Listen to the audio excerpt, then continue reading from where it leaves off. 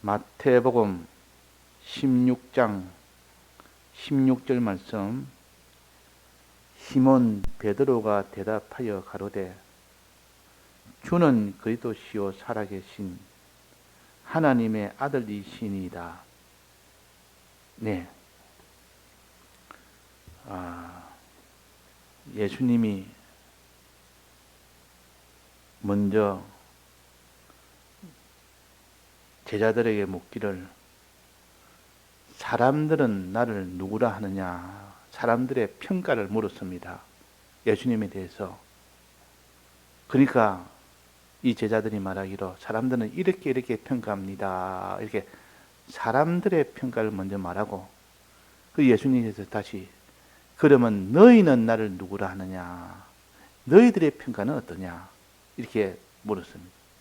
그러니까 그 중에서도 베드로가 말하기로 주는 그리스도시요, 첫 번째요. 두 번째는 살아계신 하나님의 아들이시니다. 또 그렇게 대답을 했습니다.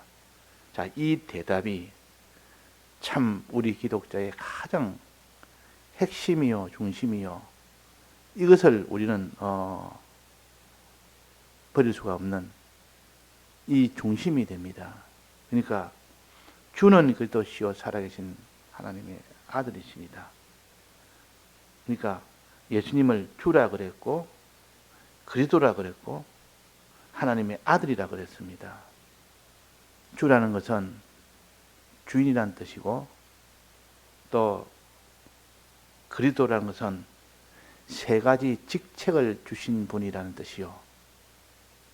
제사장, 선지자, 왕직이라는 세 가지 직책을 주신 분이 그리스도시라. 또 세 번째 가장 중요한 하나님의 아들이시니다. 예수님을 하나님의 아들이시니다 그랬습니다. 아들이란 뜻은 아버지에게서 아버지가 있다는 뜻이요. 아버지와 아들은 같은 상대적인 그 언어입니다. 내가 아들이다 이러면 아버지가 있다는 뜻이요. 내가 저의 아버지다 이러면 나는 저기서 나온 아들이라는 뜻이요. 아들이나 아버지나 결국은 함께 있는 뜻입니다. 그러면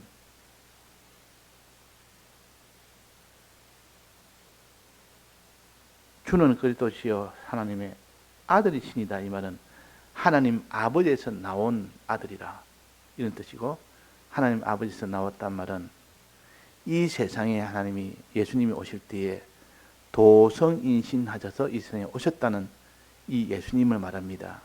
도성인신하신 예수님,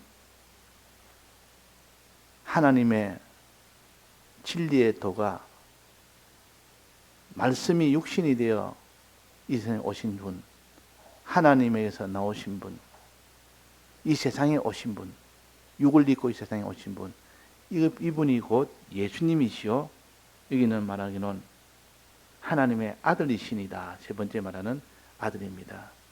그럼 와서 아들은 와서 무슨 일을 했느냐?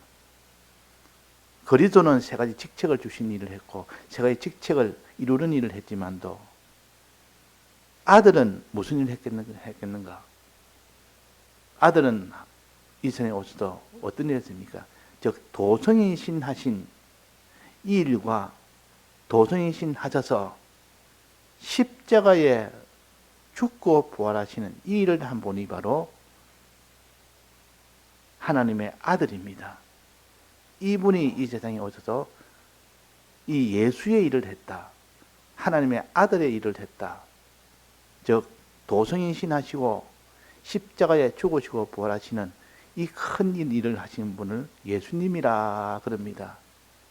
이분을 내가 시인해라. 이분을 지금 베드로가 시인하는 겁니다. 주는 그리스도시요 살아계신 하나님의 아들입니다. 마지막으로 예수님에 대해서 시인을 한 겁니다.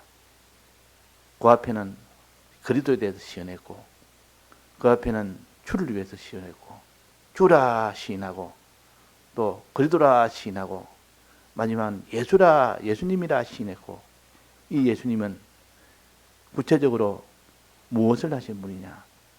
도성인신 하신 분이시요, 또 십자가에 죽고 부활하신 분이시로, 크게 말하면 세 가지 일을 하신 분인데, 그러면 구체적으로 이 세 가지를 어떤 일을 했는가? 구체적으로 크게 말하면 세 가지지만도 이걸 하나하나 구체적으로 본다면 사죄의 일을 하셨고, 칭의의 일을 하셨고, 화친의 일을 하셨고, 진리로 영생할 수 있도록 하셨고, 영감으로 영생하도록 하셨고, 그래서 다 영생이 되게 하는 이 일이 예수의 일입니다. 우리 자체가 다 변화되는 이런 큰 일을 하신 분이 바로 하나님의 아들이라는 그 직분으로, 그 신분으로 오셔서 이 큰 일을 하셨습니다. 자, 우리는 주는 하나님의 아들이시다는 이것을 우리는 놓지 말아야 됩니다. 이것을 놓죠. 먼저 이것을 알게 하고, 그 다음에 인정하게 하고, 이것을 그대로 행하게 할 때 비로소 자기 것이 됩니다. 비로소 자기 것이 됩니다. 아무리 예수님이 이 세상에 오셔서 대속을 했고, 또 그리스도의 직분을 주시기로 약속을 했고, 또 그리스도의 직분을 이루기 위하여 수많은 진리와 영감의 역사를 했다 할지라도 이것을 예수님이 일을 먼저 다 했기 때문에 이것이 가능한 일입니다. 예수님이 일을 했기 때문에.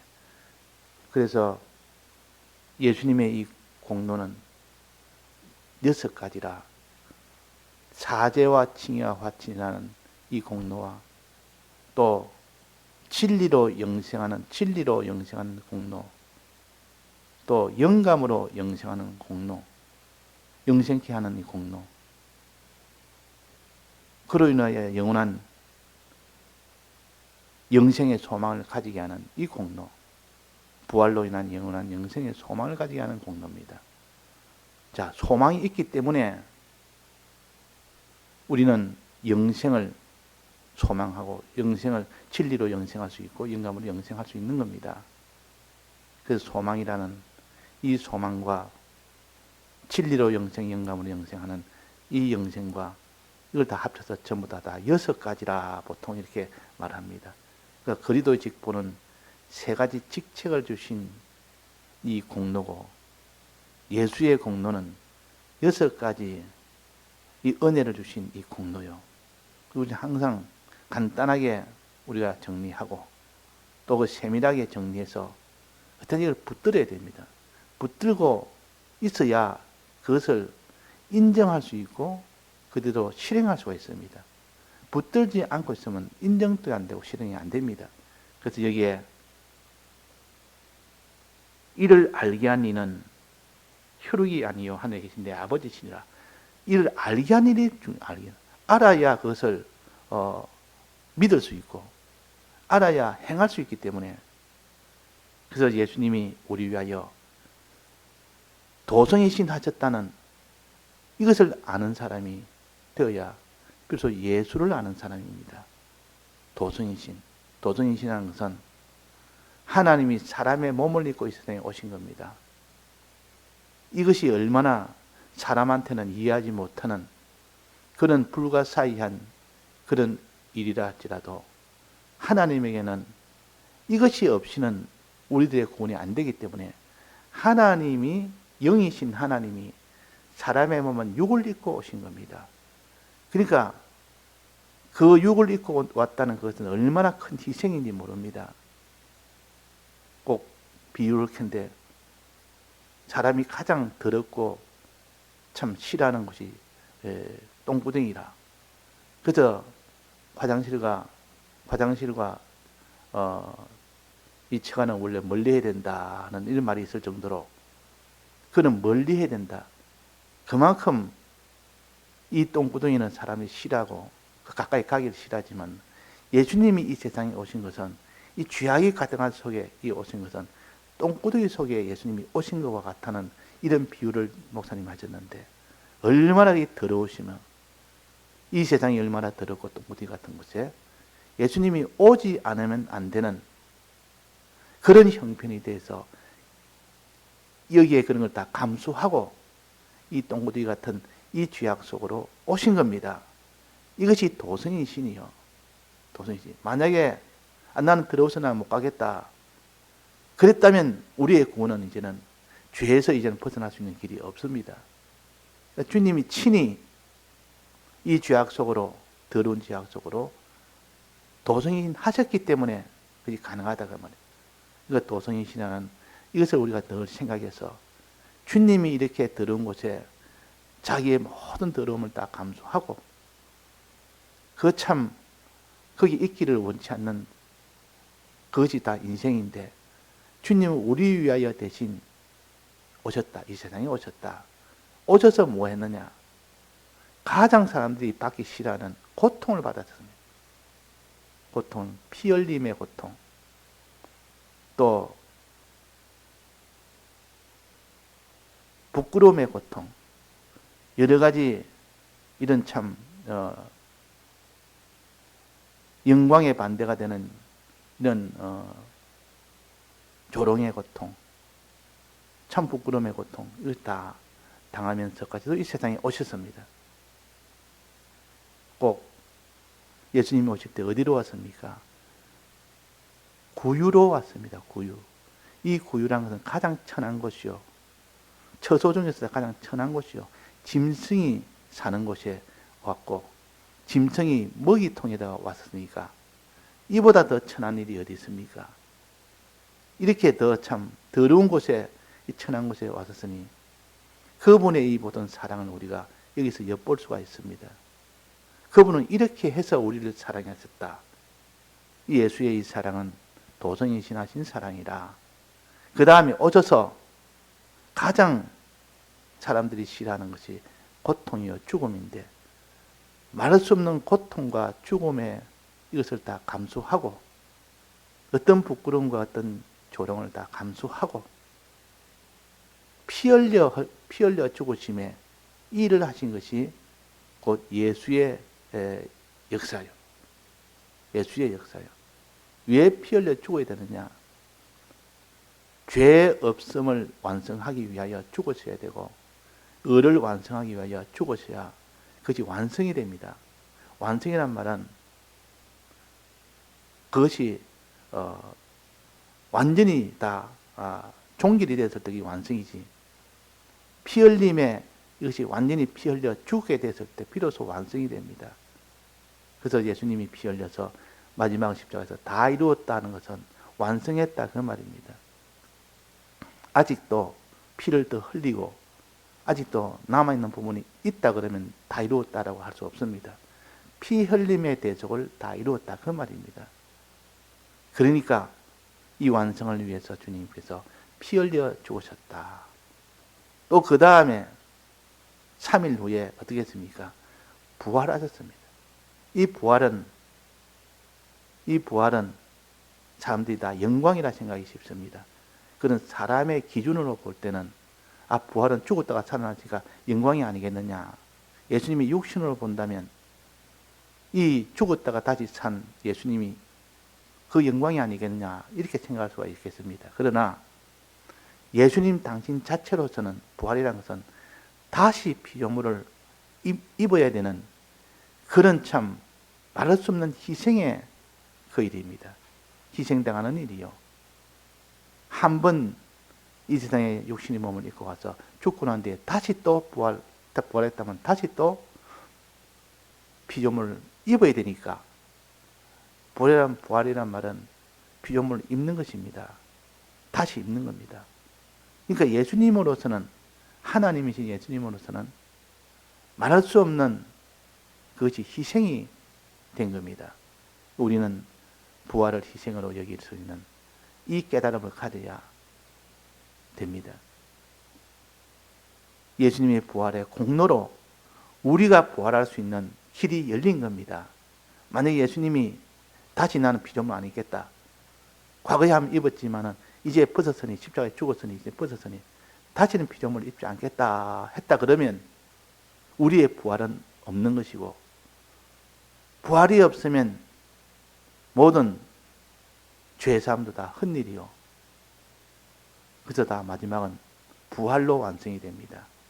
예수님의 부활을 우리가 여기서 정말 우리가 믿고 감사하며 우리 위하여 대신 부활하신 이 은혜를 소망하는 우리가 되도록 했을 때 비로소 오늘 말씀처럼 주는 그리스도시요 살아계신 하나님의 아들이라는 요 아들에 대한 주님의 죽고 부활하심을 우리가 마음에 깨달아 믿을 때 우리 속에 능력이 옵니다.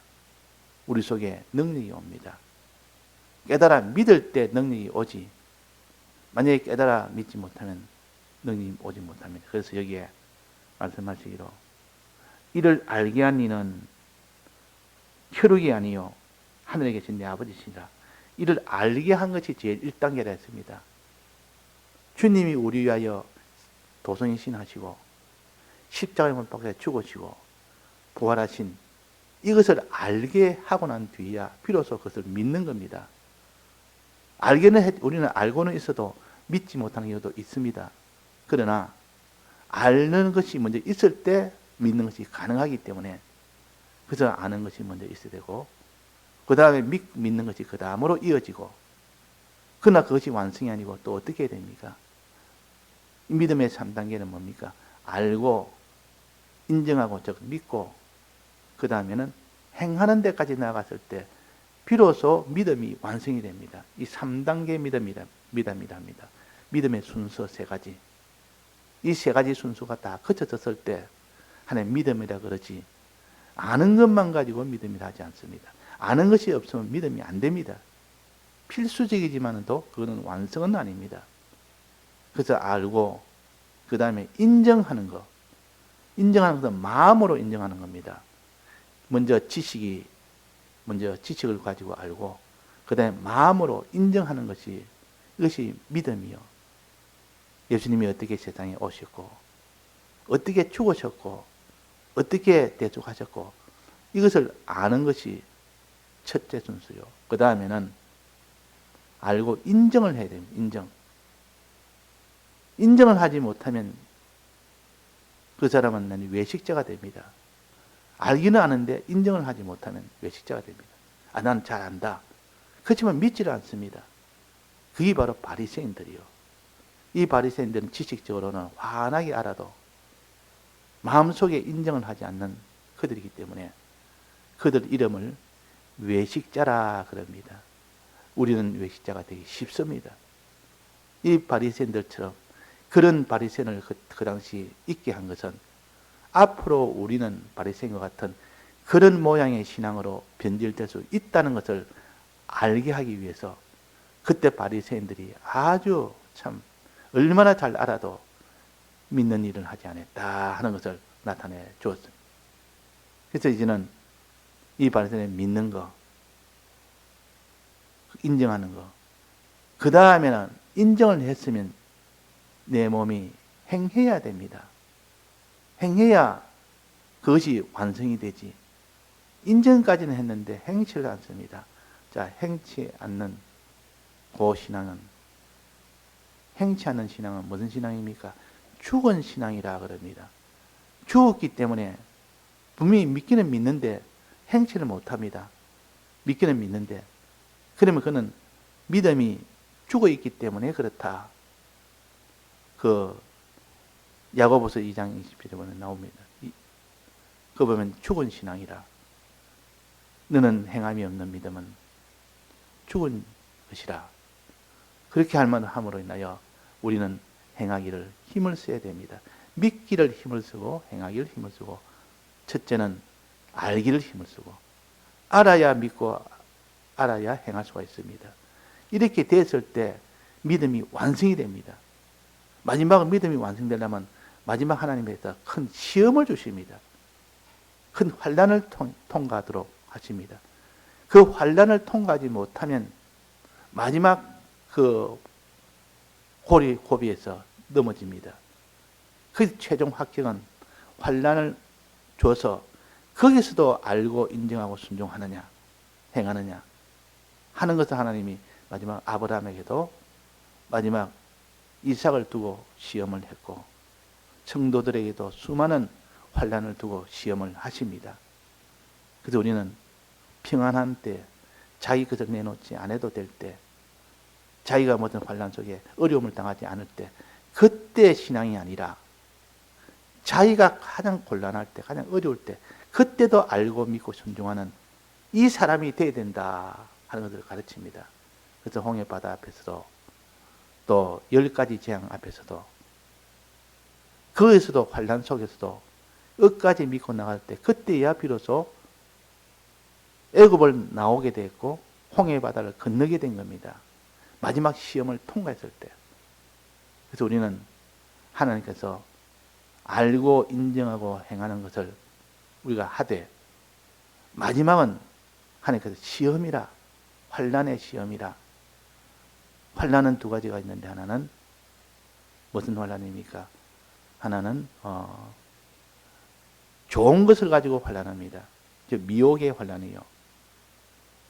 또 하나는 무슨 환난입니까? 아주 무서운 것을 가지고, 핍박을 가지고 환난합니다. 환난을 줍니다. 그러나 이런 환난은, 여러 가지 환난 속에서도 거기서도 끝까지 알고 인정하고 순종하는 이 사람이 되느냐 안 되느냐는, 그는 마지막 아브라함이 이삭을 번제로 드리라는 마지막 시험에서 통과할 때 보면, 그 아브라함은 이삭을 번제로 드리는 일에 기뻐하고 좋아했습니다. 그걸 기뻐할 사람이 어디 있으며 좋아할 사람이 어디 있습니까? 믿음이 있기 때문에 그런 겁니다. 알고 인정하고 행하는 그 믿음이 있기 때문에 그렇지, 요 세 가지 믿음이 없는 자는 그것이 오면 피하고 싶고, 그것을 어떠한지 무마시키고 싶고 떠나고 싶고, 그렇지 기뻐하고 좋아할 리가 없습니다. 아브라함은 이삭을 번제로 드릴 때 그것이 혹시나 이삭을 드리지 못하게 될까 오히려 그걸 근심했지, 여기서 어떻게 빠져나갈 구멍을 찾는 이런 일을 하지 않았습니다. 빠져나갈 구멍 찾으면 얼마든지 할 수가 있겠죠. 이 종들이 말려서 도저히 안 되겠습니다 하고 종들을 산에 데리고 갔을 겁니다. 산에 데려가서 내가 지금 이삭을 죽이려고 하면 이 종들이, 아이고 주인님 이러면 안 됩니다. 말리면 내가 안 하려고 한 게 아니고 종들이 말려서 못했습니다, 이렇게 할 수 있는데도 종들 아예 밑에 두고 왔습니다. 그들이 혹시나 방해해서 이삭을 번제로 드리는 일을 하지 못할까 싶어서. 이것은 믿지 않으면 도무지 안 되는 불가능한 일입니다. 믿지 않으면. 하나님께서 마지막 시험을 하실 때는 그 시험을 통과하느냐, 그 다니엘이 사자굴의 시험이나 그 세 친구의 그 풀무불의 시험이나, 다 사람은 시험을 받지 않기를 원하고 통과하기를 원하는 것보다는 그걸 피하기를 원하지만, 참 진정한 신앙의 사람들은 그 환난 속에서도 알고 인정하고 순종하는 이것이 되어지기를 원하고 원해서, 안 되어질까 봐, 이 형편이 내게 없어질까 봐 오히려 염려하는 그런 사람이 되었을 때 비로소 하나님께서 내가 네 믿음을 인정하노라, 아브라함한테 했다. 이제는 이삭을 번제로 드리지 않아도 된다. 내가 준비한 그 번제물을 가지고 네가 번제로 드리라. 그렇게 했습니다. 하나님께서 번제로 드려야 되는데 번제물이 바뀐 겁니다. 시험 받기 전에는 이삭이 번제물이었지만 시험 통과하고 나니까 이삭이 번제가 아니라 수풀에 걸린 그 양이 번제가 된 겁니다. 예수님이 우리의 번제가 됐고, 우리는 번제 노릇을 하지 않는 이렇게 된 겁니다. 그래서 우리는 주는 그 도시요 살아계신 하나님의 아들이라는 이 믿음을 마음으로 먼저 알고 인정하고 순종을 하는, 이게 되기 위해서 마지막에 하나님 시험을 하신다. 시험할 때는 충성으로 나가야 됩니다. 충성이란 말은 시험에서 이길 수 있는 유일한 길이요. 아무리 시험을 해도 그게 충성으로 나아가면 다 들이쁘면 됩니다. 마음 들이고 몸 들이고 소유 들이고 들이쁘면 되는데, 이 사람들이 이 들이기를 다 싫어해서, 이 들이면 없어지지 않느냐, 들이면 고통이 되지 않느냐, 죽으면 끝나지 않느냐. 보통 그래서 모든 환난 속에 들이지를 못하는 겁니다. 그러나 오늘 여기처럼 주는 그리스도 살아계신 하나님의 아들입니다. 이를 알게 한 이는 혈육이 아니로 하늘에 계신 내 아버지시냐면 하나님이 알려주는 영감으로 알고 진리로 알게 되면 그 사람은 능히 그 환난에 거기서 충성을 하게 됩니다. 충성하면서 기뻐 충성합니다. 기뻐 충성합니다. 자, 기쁨의 충성. 십자가의 길을 원하고 원하는 자가 된다 그 말입니다. 자, 십자가의 길을 원하고 원하면 누가 이기겠습니까? 아무도 못 이깁니다. 십자가의 길은 눈물을 흘리며 가는 길이 아니요. 마지못해 가는 길이 아니요. 영문밖에 예수님이 죽으심에 이것을 가는 것은 눈물로 걸어가는 그 찬송이 잘못됐습니다. 눈물로 걸어가는 영문밖의 길은 아니요. 기쁨의 길이라, 기쁨의 길이라. 목사님 늘 이렇게 가르치는 것은 그 성경의 진실로 보지 못하고 외부를 본다면 예수님이 눈물 흘리면서 그 영문 밖에 그 길을 걸어가셨다. 이렇게 한 것은 사람들이 다 인본으로 해석을 한 것이 그렇다. 기쁨으로 예수님이 걸어갔다. 기쁨으로. 왜? 자기가 죽음으로 인하여 수많은 이 모든 구원받을 자들이 다 구원을 얻기 때문에 기쁘지 않느냐. 이삭이 번제를 받음으로 인하여 이삭이 죽고 그 다음에 부활할 때 그때 영광을 생각하니까 기쁘지 않느냐. 이게 참 믿음이라. 이거 우리가 환난을 당할 때 기쁨을 가지느냐 낭만과 두려움을 가지느냐 거기서 결정이 됩니다. 거기서 우리는 어디서나 환난 속에서도 기뻐하고 우리는 그 속에서 소망을 가지고 항상 기뻐하는 사람이 되도록 미리 다 준비해야 됩니다. 이것은 환난이 오면 그때는 준비 못합니다. 오기 전에 기쁨이 충만하여 너는 기뻐하라. 항상 기뻐해라. 기쁨이 있어야 환난이 오면 그 환난을 집어삼킬 수가 있지. 이미 기쁨이 없는데 환난이 오면 벌써 환난에게 벌써 삼켜져 버립니다. 그래서 미리 준비해라. 기름 준비를 미리 하는 것이지 환난이 왔을 때 준비하는 건 안 된다고 열처녀 비유에서도 가르쳐 주지 않았습니까? 그러니까 우리는 이 기쁨을 미리 다 준비해서 우리가 다 기쁨으로 마지막 환난을 통과할 수 있는 우리가 되도록 해야겠습니다. 다 같이 통성으로 기도하시다가 자유하시겠습니다.